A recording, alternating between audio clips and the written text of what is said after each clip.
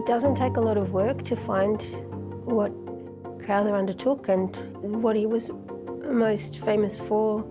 His renown as a infamous body snatcher and dissector of Aboriginal people. So he's always haunted us as this figure of evil for Aboriginal community. And he's not the only statue that is a problem in the park, but he's the one with the most blood on his hands. William Lanny had many friends from many different walks of life and apparently was well loved and recognised around the streets of Hobart. But in 1869 he fell ill and died, and then he was whisked to the morgue, and then Crowther and his son snuck in at night with assistance to cut up this man that half of Hobart knew and loved. He'd been labelled for some years the last Aboriginal man, alongside Truganini, who had been mislabelled the last Aboriginal woman.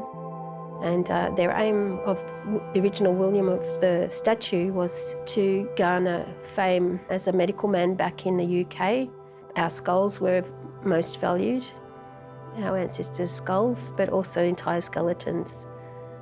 So yeah, really awful end to a special man's life.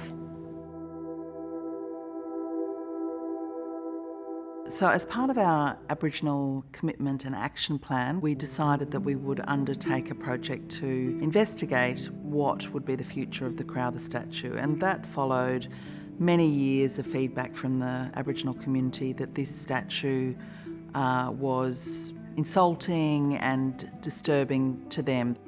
It is a very old sculpture. It's not the kind of sculpture you'd do today, but it is an public art piece in a sense. So a good way to respond is also with art. Actually, rather than just using words, using the canvas that is provided by the statue in its place, and seeing what creative responses different artists have for making their comment about Crowther. It became evident with the idea of a crate that I could give us all a bit of breathing space, and that's really became pretty quickly the title for it. Like, what is this thing that I'm doing? Is giving us a chance to think without him crowding us. It felt like also sort of suitably kind of relaxing and non-political and non-cultural. Let's just create breathing space.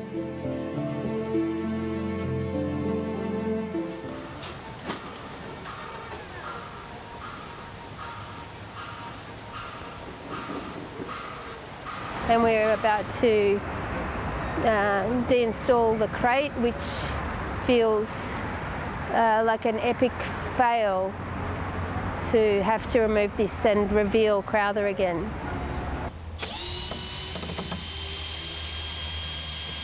I think art is an important way to shine a light, but sometimes it's really evident that action is needed. And so sometimes creating an art proposition or means to try to bring about conversation, it's maybe almost too polite for what's required and takes a lot out of people who have had enough. Yeah, I don't want to look at him. But I'm going to take a photo.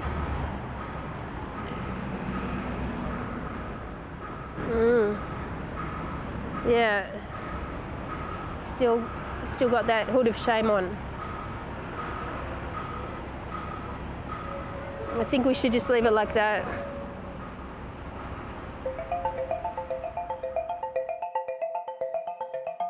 We have now come to the last chapter of this first stage of the Crowther Reinterpretation Project, and the artist for this fourth artwork is Gillian Mundy. This new work, Something Missing, takes the engagement one step further. Over 100 interviews were conducted in Franklin Square by Gillian throughout the period when Julie Goff's work was in place. I thought it was a polarising issue, but spending hours in this park, turning up randomly, asking people that use this public space, I've realised it's not a polarising issue. So they either didn't know who it was. If they knew who it was, they may not have known what he'd done, and some people knew the fuller history, the missing history, because it doesn't say much about his history on the inscription at the bottom of that plinth. So once they know the fuller history, people don't want it there. Bit disappointed we've got a statue of him, really. I'm really not sure why anyone would want to keep that there. Discrimination and a mockery of us blackfellas, basically. Maybe the box needs to stay there. Personally, I'd like to see it removed. It's probably time for it to go. Tear it down. Take it down.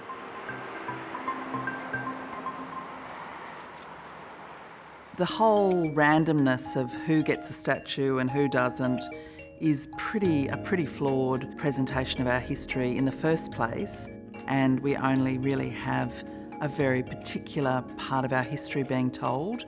We can actually play a really positive role in telling a more complete history of the places that we have jurisdiction over, and many councils can undertake similar sort of work.